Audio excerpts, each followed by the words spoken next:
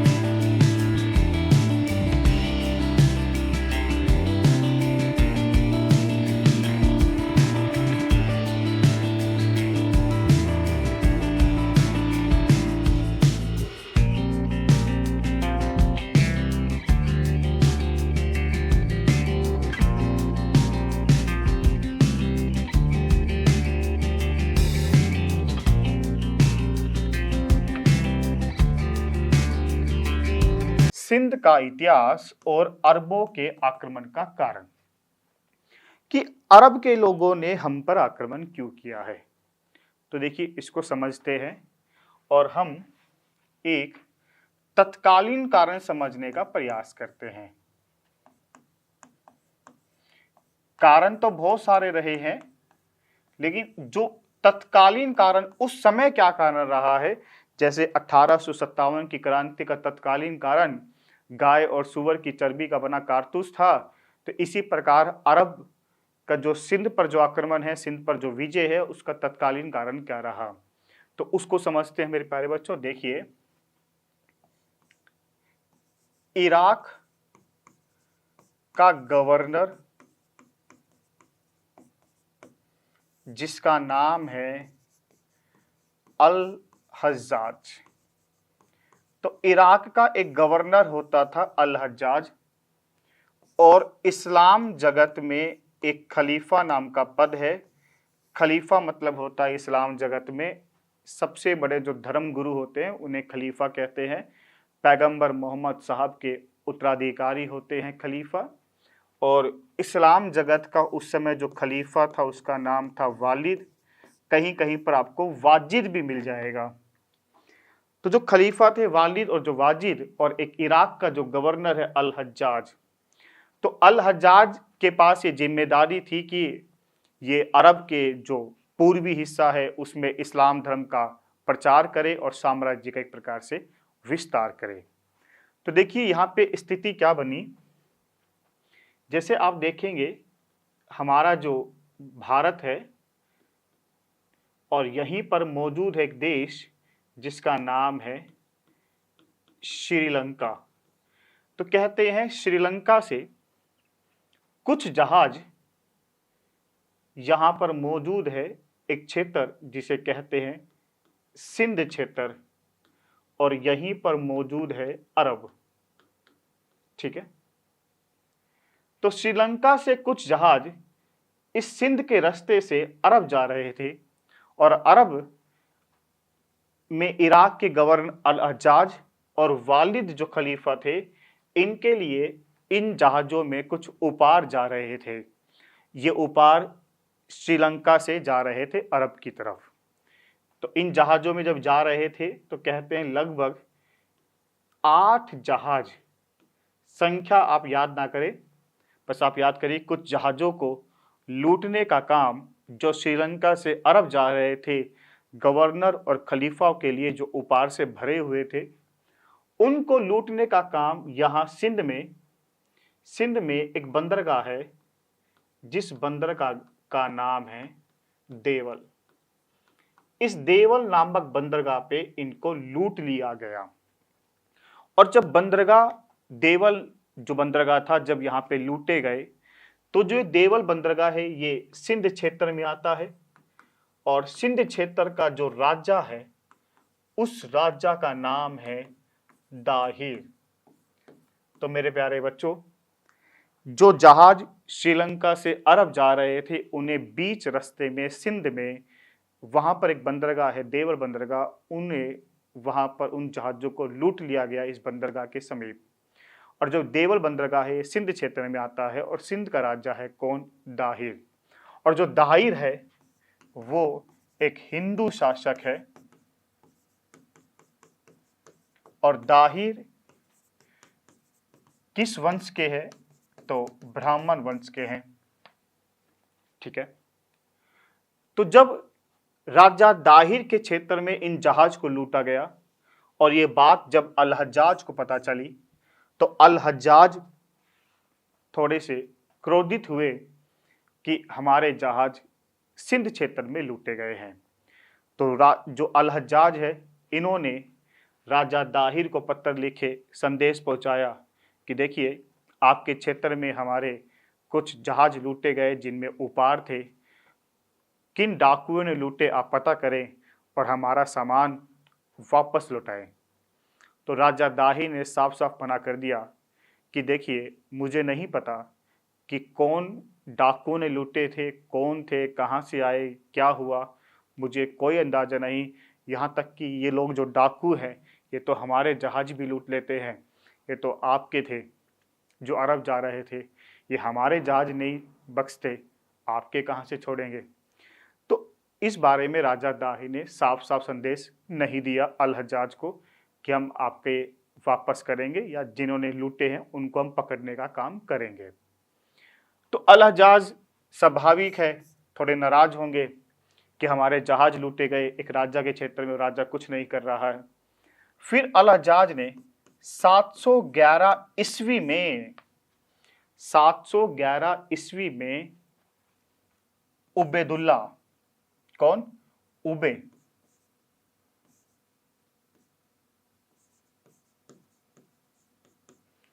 उबैदुल्ला की अगुवाई में सिंध में एक सेना भेजी कि जाइए राजा दाहिर से बदला लीजिए। तो कहते हैं जब उबैदुल्ला की अगुवाई में सिंध में एक सेना जाती है जो अल हज्जाज ने भेजी, ये असफल रहे और राजा दाहिर ने इनको पराजित कर दिया। और फिर अल हज्जाज और भी नाराज हुए, एक तो हमारे जहाज लूट ले गए और हमारे जो सेनापति गए उबैदुल्ला 711 ईस्वी में, इन्हें भी पराजित कर दिया है। फिर अल हज्जाज ने 711 में ही एक और भेजा जिसका नाम था बुदेल, और बुदेल जो है ये भी असफल रहा इस सिंध पर विजय प्राप्त करने में। तो जो उबैदुल्ला और जो बुदेल है ये दोनों 711 में आए, अल हज्जाज ने इनको भेजा सिंध पर विजय प्राप्त करने के लिए राजा दाहिर के खिलाफ, लेकिन ये दोनों के दोनों असफल रहे। अल हज्जाज की और किरकिरी हो गई कि जहाज भी लूट लिए और आपने जो मिशन भेजे वो मिशन भी कामयाब नहीं हो पा रहे हैं, कोई सेनापति सिंध पर विजय प्राप्त नहीं कर पा रहे हैं। ठीक है, फिर होता क्या है कि जब दोनों असफल रहे तो असफल होने के बाद फिर अल हज्जाज ने अपने दामाद, अपने भतीजे जिसका नाम है मोहम्मद बिन कासिम, इसको मैदान में उतारा। और मोहम्मद बिन कासिम को जब मैदान में उतारा तो मोहम्मद बिन कासिम ने सिंध पर विजय प्राप्त की और सिंध के कुछ क्षेत्रों में सरेआम कत्लेआम किए गए। और मोहम्मद बिन कासिम ये पहला अरबी मुसलमान बना जिसने सिंध विजय, प्रथम अरबी आक्रमणकारी बना जिसने सिंध पर विजय प्राप्त की है, वो मोहम्मद बिन कासिम 712 ईस्वी में। तो फिर अल हज्जाज ने किसको भेजा? मोहम्मद बिन कासिम। और फिर मोहम्मद बिन कासिम को मैदान में उतारा और मोहम्मद बिन कासिम ने सिंध क्षेत्र पर विजय प्राप्त की और एक पहला अरबी मुसलमान बना। तो आइए हम थोड़ा इसके बारे में रीडिंग करते हैं। सिंध में इस समय ब्राह्मण वंश के राजा चाच के पुत्र राजा दाहिर का शासन है। तो जब मोहम्मद बिन कासिम जब हमला कर रहा है भारत पर, तो उस समय जो सिंध क्षेत्र है उस सिंध क्षेत्र में ब्राह्मण वंश के एक राजा हुआ करते थे चाच, और उसके पुत्र दाहिर का शासन है। तो दाहिर किन का पुत्र है? चाच का, जो ब्राह्मण वंश के राजा थे। इराकी गवर्नर अज्जाज ने जहाजों को देवल के समीप समुद्री डाकुओं ने लूट लिया। ठीक है, तो इराकी जो गवर्नर है अज्जाज ने जहाजों को देवल बंदर के समीप डाकुओं ने लूट लिया। ठीक है, फलतः अज्जाज ने सिंध पर आक्रमण किया और 711 ईस्वी में हज्जाज ने उबैदुल्ला को आक्रमण के लिए भेजा और इसको राजा दाहिर ने पराजित कर दिया। तो 711 में किससे भेजा? उबैदुल्ला, जो आक्रमण करने में भेजा, जो राजा दाहिर द्वारा पराजित हो गया। दूसरा अभियान बुदेल की अगुवाई में भेजा, लेकिन यह भी असफल रहा। तो आप देख रहे हैं बुदेल और उबैदुल्ला दोनों कामयाब नहीं हुए। लेकिन इससे पहले पूर्व खलीफा उमर के समय 636 ईस्वी में मुंबई के निकट थाने में विजय के लिए एक अभियान भेजा गया, परंतु यह असफल रहा। ऐसा नहीं है कि अरबों ने पहली बार 711 में ही आक्रमण किया है, जो आक्रमण तो किया लेकिन असफल रहे। लेकिन जो दूसरे खलीफा हुए थे जिनका नाम उमर था, उनके समय भी जब इस्लाम का प्रचार हो रहा था, इस्लाम का साम्राज्य विस्तार हो रहा था, तो उस समय जो दूसरे खलीफा थे उमर, उनके समय 636 ईस्वी में मुंबई के निकट थाने में विजय के लिए एक अभियान भेजा गया, परंतु वो भी असफल रहा। तो ऐसा नहीं है, एक बहुत लंबे समय देखिए 600 से लेकर 711 तक कई अभियान आए अरबों के भारत पर विजय प्राप्त करने के लिए, लेकिन कोई भी कामयाब नहीं हो पा रहा था। लेकिन मोहम्मद बिन कासिम हो जाएगा, और मोहम्मद बिन कासिम के अभियान, जो विजय अभियान रहा, उसके पीछे कहते हैं कुछ हमारे लोगों का सहयोग रहा, भारतीय लोगों का ही, क्योंकि जो राजा दाहिर के विरोधी थे उन विरोधियों ने मोहम्मद बिन कासिम का सहयोग किया, जाटों ने किया। तो मोहम्मद बिन कासिम और सिंध विजय 712। अल हजाज ने अपने दामाद और सेनापति मोहम्मद बिन कासिम को सिंध पर आक्रमण करने के लिए भेजा। 17 वर्षीय, ये देखिए मोहम्मद बिन कासिम केवल 17 वर्षीय है। 695 ईस्वी में मोहम्मद बिन कासिम का जन्म हुआ था और 712 में हमला कर रहा है। महज 17 वर्ष का है ये। मोहम्मद बिन कासिम ने मकरान के रास्ते स्थल मार्ग पर सिंध पर आक्रमण किया। तो मकरान के रास्ते से ये सिंध पर आक्रमण करता है। तो देखिए ये जो अरब है, ठीक है, इस अरब से ये चलता है और ये मकरान के रास्ते से कहां प्रवेश करेगा? सिंध में प्रवेश करेगा। तो मकरान के रास्ते से 17 वर्षीय बालक ही कहेंगे हम, मोहम्मद बिन कासिम भारत पर, सिंध पर विजय कर रहा है। और देखिए एक युद्ध है जिसका नाम है रावर का युद्ध, या इसे हम कह देते हैं राजौर का युद्ध। इस युद्ध के कई नाम आते हैं भाई, कहीं पर राजौर मिलेगा, कहीं पर रावर मिलेगा, कहीं पर राबर मिलेगा, तो बहुत कई नाम आते हैं, लेकिन आप याद रखिए राजौर या रावर मेन इसको कहते हैं। यह युद्ध मोहम्मद बिन कासिम और राजा दाहिर के बीच होता है, ठीक है। तो देखिए मोहम्मद बिन कासिम मकरान के रास्ते से ये जो सिंध क्षेत्र है, इस सिंध क्षेत्र में प्रवेश करता है। ये सारा सिंध क्षेत्र है। तो मकरान के रास्ते से सिंध क्षेत्र पे, सिंध में प्रवेश करता है। तो मोहम्मद बिन कासिम का सबसे पहला हमला कहाँ पर होता है? देवल बंदरगाह पर, जहाँ पे जहाज लूटे गए थे। तो मोहम्मद बिन कासिम सबसे पहले देवल पर आक्रमण करता है, देवल को ये जीत जाता है। और देवल से आगे जाएगा तो आगे के स्थान आएगा नेरून, और इस नेरून में बौद्ध धर्म को मानने वाले बौद्ध भिक्षुओं की संख्या अच्छी थी, मतलब अच्छी संख्या में ये लोग रहते थे। बौद्ध भिक्षु, बौद्ध धर्म को मानने वाले, ये शांति प्रिय लोग थे। इन्होंने कोई विरोध नहीं किया मोहम्मद बिन कासिम का। बिना युद्ध करे मोहम्मद बिन कासिम नेरून पर भी विजय प्राप्त कर लेता है। तो देवल के बाद इसने नेरून पर हमला किया, फिर आगे जाएगा तो ये सहवान पर विजय प्राप्त करेगा। और सहवान पर विजय प्राप्त करेगा तो सहवान का एक प्रकार से जो राजा रहा था माजरा, वो यहाँ से छोड़कर चला जाएगा शीशम में, जो जाटों की राजधानी उस समय हुआ करती थी। तो जाटों के यहाँ संरक्षण लेगा। तो जब मोहम्मद बिन कासिम को पता चला कि माजरा सहवान से भागकर शीशम चला गया, जाटों के पास चला गया है, तो फिर अगला मोहम्मद बिन कासिम कहाँ हमला करेगा? शीशम पर हमला करेगा। शीशम पर हमला करेगा, यहाँ पर ये जाटों को पराजित करेगा, जो जाटों की राजधानी थी यहाँ पे। तो देखिए किस प्रकार इस पूरे सिंध क्षेत्र पर धीरे धीरे मोहम्मद बिन कासिम आगे चल रहा है। पहले देवल आया, फिर नेरून आया, फिर सहवान आया, फिर शीशम आया, और शीशम के बाद ये कहां पर हमला करेगा? राजौर या रावर जो आप कह रहे हैं, इसी राजौर के युद्ध में मोहम्मद बिन कासिम और राजा दाहिर आमने सामने होंगे, जिसमें राजा दाहिर पराजित हो जाएगा। क्योंकि राजा दाहिर जो है सिंध की पश्चिमी सीमा को छोड़कर पूर्वी सीमा की तरफ चला गया था, क्योंकि पश्चिमी सीमा में मोहम्मद बिन कासिम का लोग सहयोग कर रहे थे, क्योंकि इसी पश्चिमी हिस्सा में राजा दाहिर के बहुत विरोधी लोग रहते थे। तो राजा दाहिर को लगा इस तरफ तो मेरे विरोधी लोग रहते हैं, तो क्यों नहीं मैं सिंध के पूर्वी हिस्सों को मजबूत रखूं।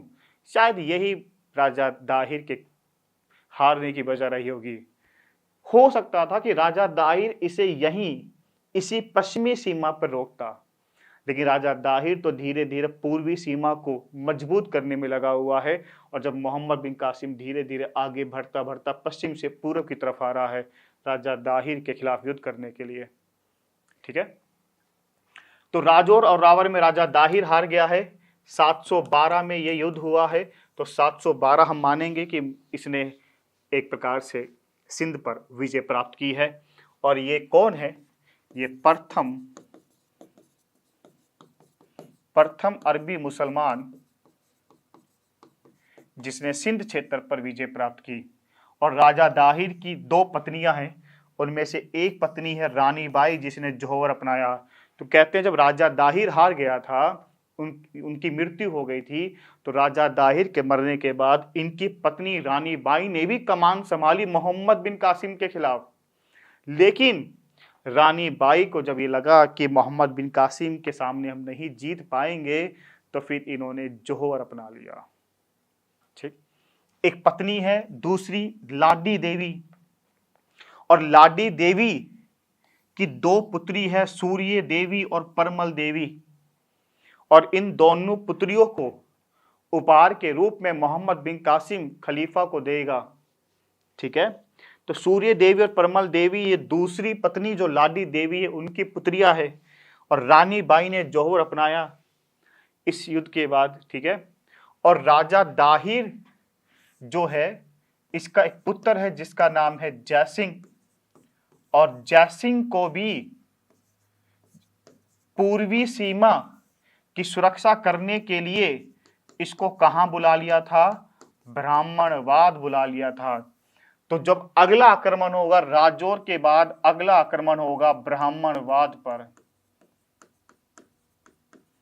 और ब्राह्मणवाद में मोहम्मद बिन कासिम का संघर्ष जयसिंह से होगा। और जयसिंह राजा दाहिर का पुत्र है, और इस ब्राह्मणवाद में जयसिंह को पराजित कर देगा मोहम्मद बिन कासिम। और फिर जयसिंह इस्लाम धर्म को अपनाएगा। तो अगर आपसे पूछे राजा दाहिर का पुत्र बताइए जिसने इस्लाम को कबूल किया, तो बताएंगे जयसिंह। और फिर ब्राह्मणवाद के बाद ये जाएंगे अरहोर। अरहोर सिंध की राजधानी होती थी। सिंध के अरहोर पर विजय प्राप्त की। और फिर एक आएगा मुल्तान। 713 में मोहम्मद बिन कासिम ने मुल्तान पर विजय प्राप्त की। और मुल्तान पर विजय प्राप्त की और मुल्तान को स्वर्ण नगरी कहा। ये मोस्ट इंपोर्टेंट क्वेश्चन है कि अरबों ने किसे स्वर्ण नगरी कहा? मुल्तान को। और मुल्तान पर 713 ईस्वी में मोहम्मद बिन कासिम ने जीत प्राप्त की। और फिर मुल्तान की विजय प्राप्त करने के बाद इसे मोहम्मद बिन कासिम को दोबारा कहां बुलाया जाएगा? अरब बुला लिया जाएगा। इसे अरब क्यों बुलाया गया वापस? कहते हैं कि जो खलीफा थे वालिद या वाजिद, उनके बाद एक नए खलीफा आए जिसका नाम है सुलेमान। और सुलेमान से पहले जो खलीफा थे उनके बीच में बनती नहीं थी। और सुलेमान उन सबको मरवाना चाहता था या उन सबको हटाना चाहता था जो वालिद या जो वजीद जो खलीफा थे उनके समर्थक थे। और मोहम्मद बिन कासिम किसका दामाद था? अल हज्जाज का। और अल हज्जाज वाजिद या वालिद के एक सेनापति या उसके गवर्नर थे। तो जो सुलेमान जो खलीफा बना अगला, वो उन सब लोगों को मरवाना या हटाना चाहता था जो उससे पहले जो खलीफा थे उनके जितने समर्थक थे। तो इनको मुल्तान से वापस बुला लिया गया ताकि मोहम्मद बिन कासिम और प्रसिद्ध ना हो पाए। तो फिर इनको मरवा दिया गया मोहम्मद बिन किसको? कासिम को सुलेमान के द्वारा मरवा दिया गया।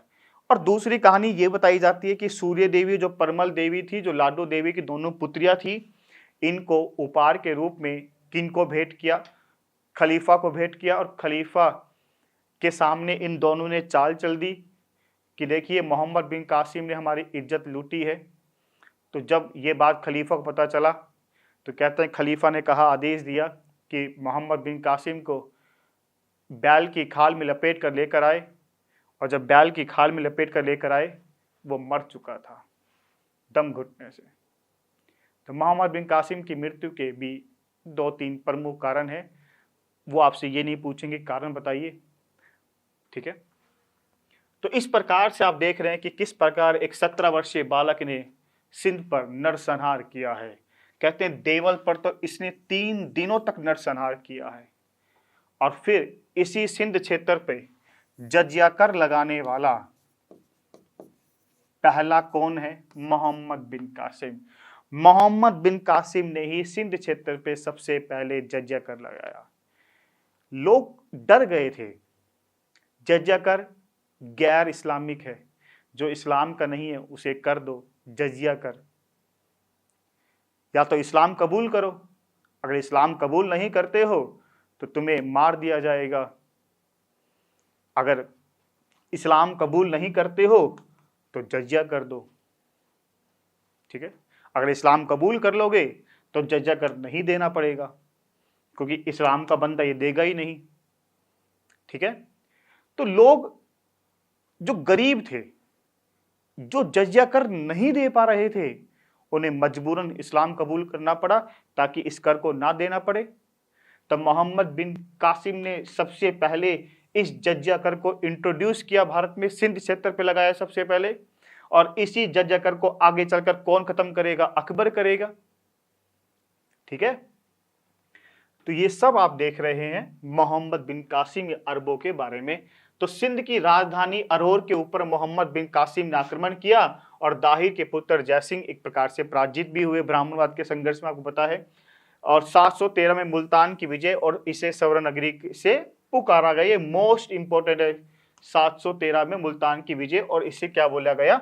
स्वर्ण नगरी बोला गया। अब आगे देखिए प्रभाव कि अरबों ने जब हम पर आक्रमण किया तो प्रभाव क्या रहा, ठीक है। तो देखिए अरबों ने भारतीय जनजीवन को काफी प्रभावित किया और स्वयं भी प्रभावित हुए, हम भी प्रभावित हुए और वो भी प्रभावित हुए हमसे। उन्होंने हमसे घनमूल, वर्गमूल, गणित, दशमलव प्रणाली और बहुत सारे चिकित्सा पे आधारित पुस्तकें, इन सब का ज्ञान वो ले गए हमसे। और हमने क्या सीखा? ऊंट पालन, खजूर की खेती, है ना। तो देखिए अरबों ने चिकित्सा, दर्शन शास्त्र, नक्षत्र विज्ञान, गणित, शासन, प्रबंध की शिक्षा भारतीयों से ली। गणित में घनमूल, वर्गमूल, दशमलव प्रणाली, ये सब अरबों ने हमसे सीखा है, ठीक है। वो तो हमसे बहुत अच्छी चीजें सीख के गए। और खलीफा मंसूर के समय अरब विद्वान भारत से बगदाद अपने साथ 2 पुस्तक ले गए। देखिए विद्वान लोग जो अरब के थे वो 2 पुस्तक ले गए भारत की, एक ब्रह्मगुप्त की भ्रम सिद्धांत और खंडखाद। तो ये ब्रह्मगुप्त द्वारा लिखी गई पुस्तकें हैं और भारतीयों की सहायता से अल फजारी ने अरबी भाषा में पुस्तकों का अनुवाद किया और अरबी भाषा में अनुवाद कर अरब में भारतीयों का ज्ञान फैलाया। गणित, विज्ञान, इन सब का ज्ञान अरबों में फैलाया और अरब से यूरोप गया वो ज्ञान। पंचतंत्र ग्रंथ अरबी में अनुवाद किया गया। पंचतंत्र जो किसने लिखा? विष्णु शर्मा ने लिखा है। ये विष्णु शर्मा द्वारा लिखित पंचतंत्र ग्रंथों का अरबी में अनुवाद किया। अरबों ने सिंध में ऊंट पालन, खजूर की खेती का प्रचलन किया। हमें खजूर की खेती दे गए और ऊंट पालन दे गए, यहां से बहुत कुछ ले गए, गणित ले गया, विज्ञान ले गए, सीखा, अरबी में अनुवाद किया, अरब में फैलाया, अरब से फिर यूरोप में फैलाया। और उन्होंने दिरहम नाम के सिक्के का प्रचलन करा। देखो दिरहम सिक्के प्रचलन कर दिए मोहम्मद बिन कासिम ने। अरब आक्रमणकारी मोहम्मद बिन कासिम ने सिंधु वासियों से जजिया नामक कर की पहली बार वसूली की और इसी समय इस्लाम धर्म का प्रवेश भारत में होता है। तो मोहम्मद बिन कासिम के आक्रमण से ही भारत में इस्लाम धर्म का प्रवेश होता है। इस्लाम धर्म के संस्थापक पैगंबर मोहम्मद साहब है। आइए कुछ महत्वपूर्ण प्रश्न करने का प्रयास करते हैं कि अब आपने जो पढ़ा है सिंध पर जो विजय प्राप्त हुई है अरबों की, तो उस पर किस प्रकार से आपसे क्वेश्चन पूछे जा सकते हैं। उमर के खलीफा काल सन 636-37 ईस्वी में भारत के थाना क्षेत्र पर अरबों द्वारा हमले का असफल प्रयास किया गया था।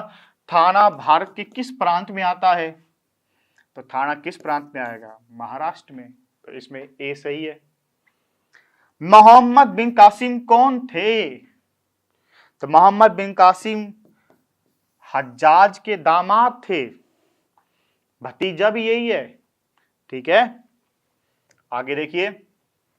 मोहम्मद बिन कासिम के आक्रमण के समय निम्न में से कौन स्थान बौद्ध भिक्षु के हाथ में था? नेरून बौद्ध भिक्षु के हाथ में था। सेवान पर भी विजय प्राप्त की, अरहोर पर विजय प्राप्त की, मुल्तान पर विजय प्राप्त की, और मुल्तान को तो सवर्ण नगरी कह दिया अरबों ने।